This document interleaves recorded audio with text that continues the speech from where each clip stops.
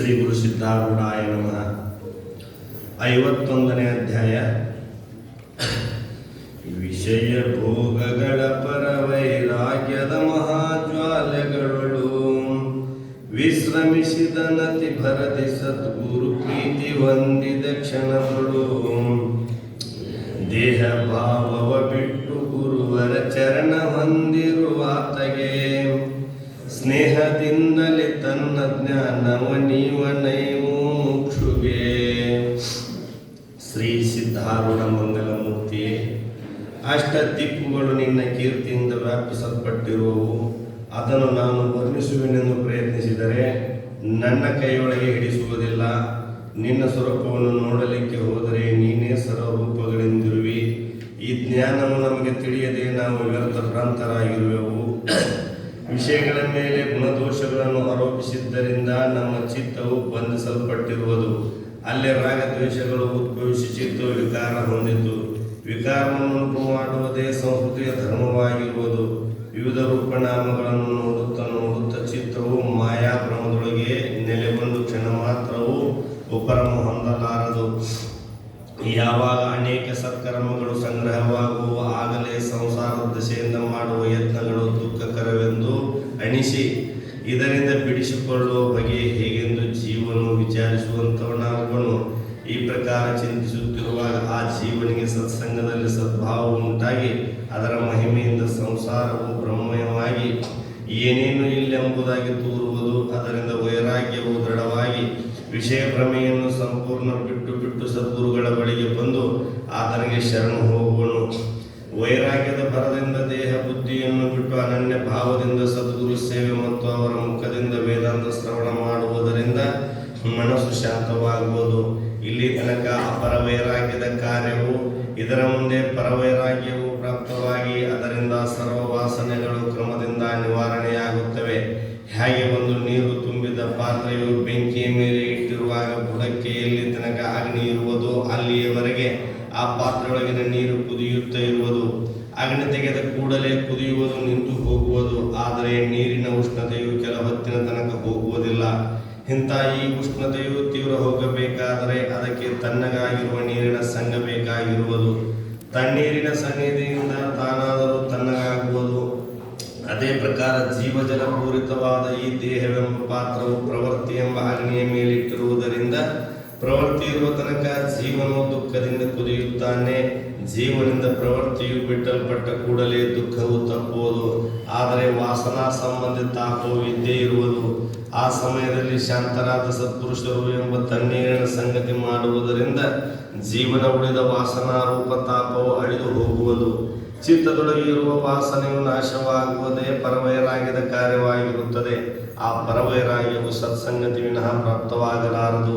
ಗುರು ಉಪದೇಶದಿಂದ ಸ್ವರೂಪ ತಿಳಿಯುವುದರಿಂದ ಬುದ್ಧಿಯಲ್ಲಿ ಗುಣಸಾಮ್ಯತೆಯು ಬರುವುದು. ಇದು ರಾಗದ್ವೇಷಾದಿಗಳನ್ನು ಹೊರಗೆ ಅಟ್ಟಿಬಿಡುವುದು. ಈ ಪ್ರಕಾರ ಅಪರ ವಿರಕ್ತಿಯನ್ನು ಮತ್ತು ಪರವಿರಕ್ತಿಯನ್ನು ಯಾರ್ಯಾರು ಸಾಧಿಸಿದರು ಎಂದು ಶ್ರೋತಾ ಜನರು ಕೇಳಿದ್ದಕ್ಕೆ ಅದೇ ವಿಷಯದಲ್ಲಿ ಇತಿಹಾಸವನ್ನು ಹೇಳುವೆನು, ಕೇಳಿರಿ. ಶ್ರೀ ಸಿದ್ಧಾರೂಢ ಸದ್ಗುರುನಾಥರು ಸಿದ್ಧಾಶ್ರಮದಲ್ಲಿರುವಾಗ ಅವರ ಸೇವಕರಾಗಿ ಖಾಸಗತ ಮತ್ತು ನಿರ್ವಾಣ್ಯಪ್ಪ ಎಂಬ ಇಬ್ಬರು ಶಿಷ್ಯರಿದ್ದರು. ಖಾಸಗತ ಸ್ವಾಮಿಯು ಅಪರ ವಿರಕ್ತಿಯುಕ್ತನಾಗಿದ್ದು ಆತನು ದೇಹಾಭಿಮಾನವನ್ನು ತ್ಯಜಿಸಿ ಹಾಗೆಯೇ ಸಿದ್ಧಭಕ್ತಿಯನ್ನು ಸಾಧಿಸಿದನು ಎಂಬ ಕಥೆಯನ್ನು ಇಲ್ಲಿ ಸವಿಸ್ತರ ಹೇಳುವೆನು. ಈತನು ತಾಳಿಕೋಟಿ ಎಂಬ ಗ್ರಾಮದ ನಿವಾಸಿಯಾಗಿದ್ದನು. ಪರಮ ವೈರಾಗ್ಯ ಪ್ರಾಪ್ತವಾಗಿ ಸ್ವಗ್ರಹವನ್ನು ಬಿಟ್ಟು ಸಿದ್ಧ ಚರಣಗಳಿಗೆ ಪ್ರಾಪ್ತನಾಗಿ ಇಲ್ಲಿ ವಿಶ್ರಾಂತಿಯನ್ನು ಹೊಂದಿದನು. ಖಾಸಗತನು ಮಹಾಕಠಿಣತರವಾದ ವೈರಾಗ್ಯದಿಂದ ದೇಹ ಬುದ್ಧಿಯನ್ನು ಸುಟ್ಟು ಬಿಟ್ಟು ಮನಸ್ಸನ್ನು ವಿಷಯ ಸಂಘದಿಂದ ನಿವೃತ್ತಿಗೊಳಿಸಿ ಗುರುಕೃಪೆಗೆ ಪೂರ್ಣ ಪಾತ್ರನಾದನು. ಶ್ರೀ ಸಿದ್ಧಾರೂಢ ಸದ್ಗುರುಗಳ ಸನ್ನಿಧಿಗೆ ಬಂದು ಬಹುದೀನ ಭಾವದಿಂದ ಖಾಸಗತನು ಪ್ರಾರ್ಥಿಸಿದ್ದೇನೆಂದರೆ, ಹೇ ಸದ್ಗುರುನಾಥನೇ, ತಮ್ಮ ಚರಣಗಳಲ್ಲಿ ನನಗೆ ಸ್ಥಾನ ಕೊಡಬೇಕು. ಇಲ್ಲದಿದ್ದರೆ ನನಗೆ ಮತ್ತೇನು ಗತಿ? ನನ್ನ ಬುದ್ಧಿಯು ಸಂಸಾರದಿಂದ ಬೇಸತ್ತು ಹೋಗಿರುವುದು. ನನ್ನನ್ನು ತಮ್ಮ ಪಾದದಲ್ಲಿ ಇಟ್ಟುಕೊಳ್ಳಬೇಕಾಗಿರುತ್ತದೆ. ಹೀಗಾದರೆ ಮಾತ್ರ ನನ್ನ ಜನ್ಮವು ಸಾರ್ಥಕವಾಗುವುದು ಮತ್ತು ಸಂಸ್ಕೃತಿಯು ನಿವಾರಿಸಲ್ಪಟ್ಟಿತು. ಈ ಪ್ರಕಾರ ಆತನು ಅಂದದ್ದು ಕೇಳಿ ಮತ್ತು ಆತನ ವೈರಾಗ್ಯ ಲಕ್ಷಣಗಳನ್ನು ನೋಡಿ ಸದ್ಗುರುಗಳು ಮನಸ್ಸಿನಲ್ಲಿ ಆನಂದ ಭರಿತರಾಗಿ ಖಾಸಗತನನ್ನು ತಮ್ಮ ಹತ್ತಿರ ಇಟ್ಟುಕೊಳ್ಳುವಂಥವರಾದರು. ಆ ದಿನ ಕಾಸ್ಕತನು ಊರೊಳಗೆ ಭಿಕ್ಷೆಗೆ ಹೋಗುವಾಗ ಒಬ್ಬ ಸ್ತ್ರೀಯು ಅವನನ್ನು ನೋಡಿ, ಹೇ ಸ್ವಾಮಿ, ಇವತ್ತು ನಮ್ಮಲ್ಲಿ ಪಕ್ವಾನ್ನವು ಮಾಡಲ್ಪಟ್ಟಿರುತ್ತದೆ, ನೀವು ಮನೆಯೊಳಗೆ ಬಂದು ಅದನ್ನು ಯಥೇಷ್ಟ ಸೇವಿಸಿ ನಮ್ಮ ಮೇಲೆ ಕೃಪೆ ಮಾಡಬೇಕು ಎಂದು ಹೇಳಿದಳು. ಅದಕ್ಕೆ ಕಾಸ್ಕತನು, ಹೇ ತಾಯಿ, ಯಾರೊಬ್ಬರ ಮನೆಯೊಳಗೆ ಕುಳಿತು ಊಟ ಮಾಡಲಿಕ್ಕೆ ನನಗೆ ಗುರುವಿನ ಆಜ್ಞೆ ಇಲ್ಲ, ಆದ್ದರಿಂದ ನನಗೆ ಭಿಕ್ಷೆ ಹಾಕಿ ತೀವ್ರವಾಗಿ ಕಳುಹಿಸು ಎಂದು ಹೇಳಿದನು. ಆ ಸ್ತ್ರೀಯಳು ಆಗ್ರಹ ಮಾಡಿದರೂ ಕೂಡ ಆತನು ಒಪ್ಪದೆ ಅಲ್ಲಿಂದ ಮುಂದೆ ಹೊರಡುವಾಗ ಅವಳು ಬಹಳ ಭಿಕ್ಷೆ ಹಾಕಿ ಆತನನ್ನು ಕಳುಹಿಸಿದಳು. ಕಾಸ್ಕತನು ಜೋಳಿಗೆ ತಂದು ಸದ್ಗುರುಗಳ ಮುಂದಿಟ್ಟನು. ಸದ್ಗುರುಗಳು ಅದರೊಳಗಿನ ಪಕ್ವಾನ್ನಾದಿಗಳನ್ನು ಆತನಿಗೆ ಕೊಟ್ಟರೂ ತೆಗೆದುಕೊಳ್ಳಲಿಲ್ಲ. ಸದ್ಗುರುಗಳು ಮತ್ತು ಸರ್ವಶಿಷ್ಯ ಜನರು ಭೋಜನ ಮಾಡಿದ ಮೇಲೆ ಅವರ ಉಚ್ಚಿಷ್ಟ ಅನ್ನವನ್ನೆಲ್ಲ ಬಳಿ ತಿನ್ನುತ್ತಿರುವಾಗ ಒಂದು ನಾಯಿಯು ಆತನ ಹತ್ತಿರ ಬಂದು ನಿಂತಿತು. ಕಾಸ್ಕತನು ಆ ನಾಯಿಯನ್ನು ಕರೆದು ತನ್ನ ಗ್ರಾಸವನ್ನು ಅದಕ್ಕೂ ಕೊಡುತ್ತಿದ್ದನು.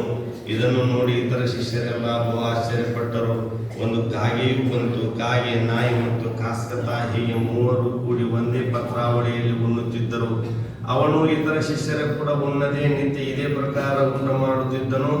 ಉಚ್ಚಿಷ್ಟವೇನು ಸಿಗದಿದ್ದರೆ ತಂಗಳ ರೊಟ್ಟಿ ಚೂರುಗಳನ್ನು ಹುಡುಕಿಕೊಂಡು ತಂದು ಅದರಿಂದ ಕ್ಷುಧಾ ನಿವಾರಣೆಯನ್ನು ಮಾಡುತ್ತಿದ್ದನು. ಸದ್ಗುರು ಶಿಷ್ಯನಾದ ಚೆನ್ನಮಲ್ಲನು ಒಂದು ದಿವಸ ಕಾಸ್ಕತನನ್ನು ಕುರಿತು, ನೀನು ಉತ್ತಮ ಅನ್ನವನ್ನು ಬಿಟ್ಟು ತಂಗಳನ್ನ ಉಚ್ಚಿಷ್ಟ ಅನ್ನಗಳನ್ನು ಯಾಕೆ ಇಚ್ಛಿಸುತ್ತಿ ಎಂದು ಕೇಳಿದ್ದಕ್ಕೆ ಆತನು, ನಾನು ರುಚಿಯುಳ್ಳ ಅನ್ನವನ್ನು ಸೇವಿಸಿದೆನೆಂದರೆ ಅದು ರುಚಿಯ ಬಲದಿಂದ ಅಧಿಕವಾಗಿ ಹೊಟ್ಟೆಯೊಳಗೆ ಹೋಗುವುದು. ಹೆಚ್ಚಿಗೆ ಅನ್ನ ಹೊಟ್ಟೆಯೊಳಗೆ ಪ್ರವೇಶವಾಯಿತೆಂದರೆ ಆಲಸ್ಯವು ಹೆಚ್ಚಿ ಅದರಿಂದ ಗುರುಸೇವಾ ಧ್ಯಾನಾದಿಗಳನ್ನು ಮಾಡುವುದರಲ್ಲಿ ಪ್ರತಿಬಂಧಕವಾಗಿರುತ್ತದೆ. ಪಕ್ವಾನ್ನ ಸೇವನೆಯಿಂದ ಇನ್ನೊಂದು ದೋಷ ಏನು ಘಟಿಸುವುದೆಂದರೆ, ಒಮ್ಮೆ ರುಚಿಯಿಂದ ಅದನ್ನು ಸೇವಿಸಿದ ಮೇಲೆ ಮನಸ್ಸು ಪುನಃ ಅದನ್ನು ಇಚ್ಛಿಸುತ್ತದೆ. ಇದರಿಂದ ಬಹಳ ದುಃಖವಾಗುತ್ತದೆ. ಹೀಗೆ ಪಕ್ವಾನ್ನ ಸೇವನೆಯಲ್ಲಿ ಎರಡು ಪ್ರಕಾರದ ದುಃಖಗಳಿರುವುದರಿಂದ ನಾನು ಅದನ್ನು ತ್ಯಾಗ ಮಾಡಿರುವೆನು.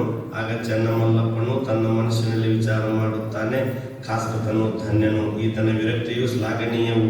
ನಾನಾದರೂ ಇದೇ ಪ್ರಕಾರ ತ್ಯಾಗ ಮುಕ್ತನಾದನೆಂದರೆ ಸದ್ಗುರು ಕೃಪೆಯನ್ನು ನಿಶ್ಚಯವಾಗಿ ಪಡೆಯುವೆನು, ಇದರಲ್ಲಿ ಏನೇನು ಸಂಶಯವಿಲ್ಲ. ಮಠದೊಳಗೆ ಒಬ್ಬ ಸ್ತ್ರೀಯು ಬಂದರೆ ಕಾಸ್ಕತನು ತಕ್ಷಣವೇ ಹೊರಗೆ ಓಡಿ ಹೋಗುವನು. ಅವಳು ಮಠ ಬಿಟ್ಟು ಹೋಗುವ ತನಕ ಆತನು ತಿರುಗಿ ಬರುತ್ತಿದ್ದಿಲ್ಲ. ಒಂದು ದಿನ ಸಿದ್ಧ ಸದ್ಗುರುಗಳು ಕಾಸ್ಕತನನ್ನು ಕುರಿತು, ಸ್ತ್ರೀಯರನ್ನು ನೋಡಲಿಕ್ಕೆ ನೀನು ಯಾಕೆ ಹೆದರುವೆ? ಮನಸ್ಸಿನಲ್ಲಿ ಭೇದ ಭಾವನೆಯನ್ನು ಹಿಡಿಯಬೇಡ. ಸರ್ವತ್ರದಲ್ಲಿ ಬ್ರಹ್ಮ ರೂಪದ ಅನುಸಂಧಾನ ಹಿಡಿದು ಅಭೇದ ಭಾವನೆಯಿಂದ ಸ್ತ್ರೀ ಪುರುಷರನ್ನು ನೋಡತಕ್ಕದ್ದು. ಹಾಗೆಯೇ ಚಿತ್ರದಲ್ಲಿರುವ ಸ್ತ್ರೀ ಪುರುಷರು ಬರೇ ವರ್ಣಮಯರಾಗಿದ್ದು ಏಕವಸ್ತು ಆಗಿರುವರೋ ಹಾಗೆಯೇ ಜಗತ್ತಿನಲ್ಲಿ ಸರ್ವವು ಬ್ರಹ್ಮಮಯವಾಗಿದ್ದು ಅಭೇದವಾಗಿರುವುದು ಎಂದು ಹೇಳಿದ್ದಕ್ಕೆ ಕಾಸ್ಕತನು, ಸದ್ಗುರು ಮಹಾರಾಜರೇ, ನನ್ನ ಬ್ರಹ್ಮ ಬುದ್ಧಿಯು ಸ್ಥಿರವಾಗಿಲ್ಲ. ನಿಮ್ಮ ಕೃಪೆಯಿಂದ ಅದು ದೃಢವಾಯಿತೆಂದರೆ ಆಮೇಲೆ ನಾನು ಅಂಜುವುದಿಲ್ಲ. ಈ ಕಾಲದಲ್ಲಿ ಸ್ತ್ರೀ ರೂಪ ನೋಡಿದ ಕ್ಷಣ ಮನಸ್ಸು ವಿಕಾರ ಹೊಂದುವುದು. ಅಭೇದವಾದ ಬ್ರಹ್ಮವು ಇನ್ನೂ ಭಾಷಿಸುವುದಿಲ್ಲ. ಆದ್ದರಿಂದಲೇ ಸ್ತ್ರೀ ರೂಪ ನೋಡಲಿಕ್ಕೆ ನಾನು ಹೆದರುತ್ತೇನೆ ಎಂದು ಉತ್ತರ ಕೊಟ್ಟನು. ಕಾಸ್ಕತನ ಈ ವಚನವನ್ನು ಕೇಳಿ ಸದ್ಗುರುಗಳು ಸಂತೋಷಪಟ್ಟು, ಈತನು ಬೇಗನೆ ಜ್ಞಾನವನ್ನು ಪಡೆಯುವನು, ಇದರಲ್ಲಿ ಏನೇನು ಸಂಶಯವಿಲ್ಲ ಎಂದು ಕಲ್ಪಿಸುವವರಾದರು. ಒಮ್ಮೆ ಕಾಸ್ಕತನಿಗೆ ಬಹಳ ಜ್ವರ ಬಂದಿರುವಾಗ ಚೆನ್ನಮಲ್ಲಪ್ಪನು ಆತನಿಗೆ ಉಪಚಾರ ಮಾಡಿದನು. ಕಾಸ್ಕತನು ಈ ಉಪಚಾರಗಳಿಗೆ ಬೇಸತ್ತು ಯಾರಿಗೂ ಹೇಳದೆ ಅಡವಿಯೊಳಗೆ ಹೋಗಿಬಿಟ್ಟನು. ಜನಸಂಚಾರವಿಲ್ಲದ ಸ್ಥಾನವನ್ನು ನೋಡಿ ಅಲ್ಲಿ ಒಂದು ಗಿಡದ ಬುಡಕ್ಕೆ ಹೋಗಿ ಮಲಗಿಕೊಂಡನು. ಒಂದು ಹರಕು ವಸ್ತ್ರ ಮಾತ್ರ ಮೈ ಮೇಲೆ ಹಾಕಿಕೊಂಡು ಕಲ್ಲು ಮುಳ್ಳುಗಳಿಂದ ಶರೀರಕ್ಕೆ ವ್ಯಥೆಯಾಗುತ್ತಿದ್ದರೂ ಲೆಕ್ಕಿಸದೆ ಬರೇ ಭೂಮಿಯ ಮೇಲೆ ಮಲಗಿದನು. ಜ್ವರವು ವಿಶೇಷವಾಗಿ ಬರಲಾರಂಭಿಸಿತು. ಆದರೆ ದೇಹಾಭಿಮಾನವನ್ನು ಬಿಟ್ಟು ಕಾಸ್ಕತನು ಜ್ವರದ ಪರಿವೆ ಇಲ್ಲದೆ ಹೃದಯದಲ್ಲಿ ಸದ್ಗುರು ಮೂರ್ತಿಯನ್ನು ಹಿಡಿದು ಆತನ ನಾಮವನ್ನೇ ಜಪಿಸುತ್ತಾ ಇದ್ದನು. ಮಿತ್ರರು ಯಾರಾದರೂ ಅಕಸ್ಮಾತ್ತಾಗಿ ಬಂದರೆ ಮತ್ತೆಲ್ಲಿಯೂ ಹೋಗಲಿ ಎಂಬ ಒಂದೇ ಭಯವು ಆತನ ಮನಸ್ಸಿನಲ್ಲಿ ಇರುವುದು. ನನ್ನ ದಶೆಯಿಂದ ಎರಡನೆಯವರು ಕಷ್ಟಪಟ್ಟರೆ ನನ್ನ ಜೀವಿತವು ವ್ಯರ್ಥವಾಗುವುದು. ಇತರ ಪ್ರಾಣಿಗಳು ಶ್ರಮ ಪಡುವುದನ್ನು ನೋಡಿದರೆ ನನಗಾಗುವ ವ್ಯಥೆಯು ಸಹಿಸಲಾಗದು ಅಂದನು. ಆಗ ಕಾಸ್ಕತನು ತನ್ನ ಸಮೀಪಕ್ಕೆ ಬರುವ ಒಂದು ಕಾಗೆಯನ್ನು ನೋಡಿ ಅನ್ನುತ್ತಾನೆ, ನಿನಗೆ ತಿನ್ನಲಿಕ್ಕೆ ಬೇಗನೆ ಈ ದೇಹವನ್ನು ಕೊಡುವೆನು. ನಾವು ಭಿಕ್ಷೆ ಬೇಡಲಿಕ್ಕೆ ಹೋದರೆ ಯಾರಾದರೂ ನಮಗೆ ಭಿಕ್ಷೆ ಕೊಡುವರು. ನೀನು ಹೋದಿ ಎಂದರೆ ಕೂಡಲೇ ನಿನ್ನನ್ನು ಹೊಡೆದು ಓಡಿಸುವರು. ನಿನ್ನ ಜನ್ಮವು ಎಷ್ಟು ದುಸ್ಸಹವಾಗಿದೆ. ಆಮೇಲೆ ಆತನು ಚಿಂತಿಸುತ್ತಾನೆ, ಇಲ್ಲಿಯೇ ಸುಖವು ಗ್ರಾಮದಲ್ಲಿ ಜನರ ಮಧ್ಯದಲ್ಲಿ ಇಲ್ಲವು. ಇಲ್ಲಿ ಮೃಗ ಪಕ್ಷಿಗಳೆಲ್ಲ ನಮ್ಮ ಮಿತ್ರರೇ ಇರುವರು. ಯಾರು ನಮ್ಮ ದ್ವೇಷಿಗಳಿಲ್ಲ. ಇಲ್ಲಿ ಸುಖದಿಂದ ನಾವು ವಾಸಿಸುವೆನು. ಜನರೊಳಗೆ ಇದ್ದರೆ ಅಲ್ಲಿ ನಮ್ಮ ದ್ವೇಷಗಳಾಗಿರುವ ಸ್ತ್ರೀ ಇತ್ಯಾದಿ ವಿಷಯಗಳಿರುವವು. ಅವು ಆಗಾಗ ಮನಸ್ಸಿಗೆ ವ್ಯಥೆ ಕೊಡುವುದರಿಂದ ಹಗಲು ರಾತ್ರಿ ದುಃಖವಾಗುತ್ತದೆ. ಆದರೆ ಸದ್ಗುರುಗಳ ಕಡೆಗೆ ಮನಸ್ಸಿನ ಎಳೆದಾಟವಿದ್ದು ಅದೊಂದೇ ಅತ್ಯಂತ ಸುಖಸ್ಥಾನವಿರುವುದು. ಇಷ್ಟರ ದೆಸೆಯಿಂದ ಗುರುಸ್ಥಾನ ಬಿಡಲಿಕ್ಕೆ ಮನಸ್ಸು ಬರುವುದಿಲ್ಲ. ನನ್ನ ಸುದೈವದಿಂದ ಗುರು ಚರಣಗಳಲ್ಲಿ ನನಗೆ ಸುಖ ಕಾಣಿಸುವುದು. ಆದರೂ ನನ್ನ ಜ್ವರವು ಬಿಡುವವರೆಗೆ ನಾನು ಇದೇ ಸ್ಥಾನದಲ್ಲಿ ಇರುವೆನು. ಆಮೇಲೆ ಸದ್ಗುರು ಸ್ಥಾನಕ್ಕೆ ಹೋಗಿ ಗುರುಗ್ರಹದಲ್ಲಿ ಇರುವೆನು. ಈ ಪ್ರಕಾರ ಕಾಸರತನು ಚಿಂತಿಸುತ್ತಿರುವಾಗ ಸಿದ್ಧಾಶ್ರಮದಲ್ಲಿ ಏನು ಕಥೆಯು ವರ್ತಿಸಿತೆಂದರೆ, ಸದ್ಗುರುಗಳು ಕಾಸಗತನನ್ನು ಮಠದಲ್ಲಿ ಕಾಣದೆ ಬಹು ಚಿಂತೆ ಮಾಡಲಾರಂಭಿಸಿದರು. ಸಿದ್ಧರನ್ನುತ್ತಾರೆ, ಕಾಸಗತನು ನನ್ನ ಚಿಕ್ಕ ಮುದ್ದು ಮಗುವಿನಂತಿರುವನು. ಆತನು ದೇಹದ ಚಿಂತೆಯನ್ನೆಲ್ಲ ಬಿಟ್ಟು ಎಲ್ಲಿಗೆ ಹೋಗಿರುವನೆಂದು ತಿಳಿಯದು. ಅವನು ಎಲ್ಲ ಭಾರವನ್ನು ನನ್ನ ಮೇಲೆ ಹಾಕಿ ತಾನು ನಿಶ್ಚಿಂತನಾಗಿ ಮಾತ್ರ ದೇಹ ಬಾಣವಿಲ್ಲದೆ ಯಥಾಸುಖದಿಂದ ಅಡ್ಡಾಡುತ್ತಾನೆ. ನನಗೆ ಆತನ ಚಿಂತೆ ಹತ್ತಿರುವುದು. ಈ ಪ್ರಕಾರ ಭಕ್ತರಕ್ಷಕರಾದ ಸದ್ಗುರುಗಳನ್ನು ತರುವಾಗ ಕಣ್ಣುಗಳಿಂದ ಪ್ರೇಮಾಸ್ತ್ರಗಳು ಸುರಿಯುತ್ತಿದ್ದವು. ಅವನ್ನು ಸಹಿಸಿಕೊಳ್ಳಲಾಗಲಿಲ್ಲ. ಆಗ ಆ ಸದ್ಗುರು ದಯಾಳು ಶಿಷ್ಯರನ್ನು ಕುರಿತು, ನೀವೆಲ್ಲರೂ ಇಲ್ಲೇ ಇರ್ರಿ, ನಾನೇ ಹೋಗಿ ಆತನನ್ನು ಶೋಧಿಸುವೆನು ಎಂದು ಹೇಳಿ ಜೀವಭಾವವನ್ನು ತೀರಿಸುವವನಾಗಿ ಶಿಷ್ಯ ಚೆನ್ನಮಲ್ಲಪ್ಪನೊಬ್ಬನನ್ನು ಕರೆದುಕೊಂಡು ಹೊರಟನು. ಸದ್ಗುರುನಾಥನು ಆಗ ಎಲ್ಲ ಕಡೆಗಳಲ್ಲಿ ಕಾಸಗತನನ್ನು ಹುಡುಕಲಾರಂಭಿಸಿ ಈತನು ಯಾವ ಸ್ಥಾನದಲ್ಲಿರುವನು ಎಂದು ಅನ್ನುತ್ತಾ ಅತ್ಯಂತ ಚಿಂತಾತುರನಾಗಿ ಕಂಡವರಿಗೆ ವಿಚಾರಿಸುತ್ತಾ ನಡೆಯುತ್ತಿದ್ದನು. ಕಾಸಗತನನ್ನು ಹುಡುಕುತ್ತಾ ಇಬ್ಬರು ಅಡವಿಯೊಳಗೆ ಪ್ರವೇಶಿಸಿದರು. ಅಲ್ಲಿ ಪ್ರತಿಯೊಂದು ಕಂಟಿಯೊಳಗೆ ಗಿಡಪೋದೆಯೊಳಗೆ ಎಷ್ಟು ಹುಡುಕಿದರೂ ಸಿಗಲಿಲ್ಲ. ವೃಕ್ಷದ ಬುಡಕ್ಕೆ ಮಲಗಿದ್ದ ಕಾಸಗತನು ಆನಂದದಿಂದ ಸದ್ಗುರು ಚಿಂತನೆಯನ್ನು ಮಾಡುತ್ತಿರುವಾಗ ಸದ್ಗುರುಗಳು ದೂರದಿಂದ ಆತನನ್ನು ನೋಡಿ ಓಡಿ ಬರುವಂತವರಾದರು. ಸಮೀಪ ಬಂದು ಕಾಸಗತನೇ ಬಿದ್ದಿರುವನೆಂದು ತಿಳಿದ ಕೂಡಲೇ ಅತ್ಯಂತ ಹರ್ಷಚಿತ್ತರಾಗಿ ಆ ಸದ್ಗುರುನಾಥರು ಓಡಿ ಬಂದು ಆತನನ್ನು ಹಸ್ತಗಳಿಂದ ಎತ್ತಿ ಹಿಡಿದು, ಈ ನನ್ನ ಬಾಲಕನಾದ ಕಾಸಗತನನ್ನು ಕಾಣದೆ ನಾನು ಬಹಳ ತಳಮಳಪಟ್ಟೆ ಎಂದು ಅನ್ನುತ್ತಿರುವಾಗ ಆ ಸದ್ಗುರು ದಯಾಳನ ನೇತ್ರಗಳಿಂದ ಪ್ರೇಮಾಸ್ತ್ರಗಳು ಸುರಿಯುತ್ತಿದ್ದವು. ಅತ್ಯಂತ ಪ್ರೇಮ ಬರದಿಂದ ಆ ಕಾಸಗತನನ್ನು ಆಲಿಂಗಿಸಿ ಆತನನ್ನು ಕುರಿತು ಕೇಳುತ್ತಾನೆ, ನಿನ್ನ ಸಂಕಟ ಕಾಲದಲ್ಲಿ ಮಠವನ್ನು ಬಿಟ್ಟು ಈ ಅರಣ್ಯಕ್ಕೆ ಯಾತಕ್ಕೆ ಬಂದಿರುವಿ? ಅದಕ್ಕೆ ಆತನು, ಈ ಪ್ರಕಾರ ವೃತ್ತಿ ಎದ್ದಿತ್ತು ಎಂದು ಅಂದನು. ಆಗ ಚೆನ್ನಮಲ್ಲಪ್ಪನು ಕಾಸಗತನನ್ನು ಕುರಿತು, ನಾನು ಮಾಡಿದ ಉಪಕಾರಗಳಿಗೆ ನೀನು ಬೇಸತ್ತು ಇಲ್ಲಿಗೆ ಬಂದಂತೆ ಕಾಣಿಸುತ್ತದೆ. ಹಾಗಿದ್ದರೆ ನನ್ನ ಅಪರಾಧವನ್ನು ಕ್ಷಮಿಸಬೇಕಾಗಿ ನಿನ್ನ ಪಾದಕ್ಕೆ ಬಿದ್ದು ಪ್ರಾರ್ಥಿಸುವೆನು ಎಂದು ಹೇಳಿದನು. ಇದನ್ನು ಕೇಳಿದಾಕ್ಷಣ ಕಾಸಗತನು ಇಬ್ಬರ ಚರಣಗಳ ಮೇಲೆ ಬಿದ್ದನು. ನಂತರ ಎದ್ದು ಸದ್ಗುರುಗಳನ್ನು ಕುರಿತು, ಈ ನೀಚ ದೇಹ ದೆಸೆಯಿಂದ ಇಲ್ಲಿ ತನಕ ಯಾತಕ್ಕೆ ಬರೋಣವಾಯಿತು? ಈ ಕಾರಣ ನನಗೆ ಬಹಳ ದುಃಖವಾಗುತ್ತದೆ ಎಂದು ಅಂದನು. ಅದಕ್ಕೆ ಸಿದ್ಧನು, ನೀನು ನಮ್ಮನ್ನು ಬಿಟ್ಟು ಒಣಕ್ಕೆ ಬಂದದ್ದರಿಂದ ನಮಗೆಲ್ಲರಿಗೂ ಬಹಳ ದುಃಖವಾಯಿತು. ನಿನ್ನ ದೆಸೆಯಿಂದ ನನ್ನ ಮನಸ್ಸು ಬಹಳ ತಳಮಳಿಸಿತು. ಇನ್ನು ಮೇಲೆ ಎಂದೂ ಹೀಗೆ ಮಾಡಬೇಡ ಎಂದು ಹೇಳಿದರು. ಸದ್ಗುರುಗಳು ಕಾಸಗತನನ್ನು ಸ್ಪರ್ಶಿಸಿದ ಕೂಡಲೇ ಆತನ ಜ್ವರವೆಲ್ಲ ಇಳಿದು ಹೋಯಿತು. ಆಮೇಲೆ ಮೂವರು ಮಠಕ್ಕೆ ಬಂದರು. ಇವರನ್ನು ನೋಡಿ ಸರೋರು ಆನಂದ ಭರಿತರಾಗಿ ಅನ್ನುತ್ತಾರೆ, ಕಾಸಗತನು ಧನ್ಯನು. ಈತನಂತ ಅದ್ಭುತ ವೈರಾಗ್ಯವನ್ನು ನಾವು ಎಲ್ಲೆಲ್ಲಿಯೂ ನೋಡಲಿಲ್ಲ. ಈತನು ನಿಶ್ಚಯವಾಗಿ ಸದ್ಗುರು ಕೃಪೆಯನ್ನು ಸಂಪಾದಿಸಿಕೊಂಡನು. ಇವನು ಸದ್ಗುರುಗಳನ್ನು ಬಿಟ್ಟು ಹೋದರೂ ಸದ್ಗುರುಗಳು ಇವನನ್ನು ಬಿಡಲಿಲ್ಲ. ತಪ್ಪಿಸಿಕೊಂಡ ಬಾಲಕನನ್ನು ಹುಡುಕಿಕೊಂಡು ತಾಯಿ ಹೋಗುವಂತೆ ಕಾಸಗತನು ಪ್ರಾರ್ಥಿಸದಿದ್ದರೂ ಆ ದಯಾಳನು ಈತನನ್ನು ಶೋಧಿಸಿಕೊಂಡು ಕರೆದು ತಂದರು. ಇತರರು ಅನ್ನುತ್ತಾರೆ, ಈತನ ವೈರಾಗ್ಯ ಸ್ಥಿತಿಯನ್ನು ನೋಡಿ ಭಕ್ತರ ಚಿತ್ತದಲ್ಲಿ ಸದಾ ಇರುವ ಸದ್ಗುರು ರಾಯನು ಸಂಪೂರ್ಣ ಒಲಿದಿರುವನು.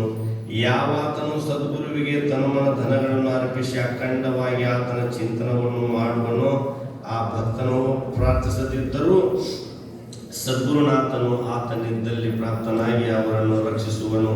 ಹೇ ಶ್ರೋತಾ ಜನರುಗಳಿರ, ಮುಂದಿನ ಅಧ್ಯಾಯದಲ್ಲಿ ಗುರುವರನ ಕೃಪೆಯಿಂದ ನಿರ್ವಾಣಪ್ಪಣೆಯು ಉಪದೇಶಿಸುವ ಜ್ಞಾನರಸವನ್ನು ಸಾವಧಾನ ಚಿತ್ತದಿಂದ ಪಾನ ಮಾಡುವಂಥವರಾಗಿರಿ ಎಂಬಲ್ಲಿಗೆ ಶ್ರೀ ಸಿದ್ಧಾರೂಢ ಕಥಾಮೃತದ ಶ್ರವಣ ಮಾತ್ರದಿಂದ ಸರ್ವ ಪಾಪಗಳನ್ನು ಭಸ್ಮ ಮಾಡುವಂಥ ಅತಿ ಮಧುರವಾದ ಈ 51ನೇ ಅಧ್ಯಾಯವನ್ನು ಶಿವದಾಸನು ಸದ್ಗುರು ಸಿದ್ಧಾರೂಢರ ಚರಣಾರವಿಂದಗಳಲ್ಲಿ ಅರ್ಪಿಸುತ್ತಿರುವನು.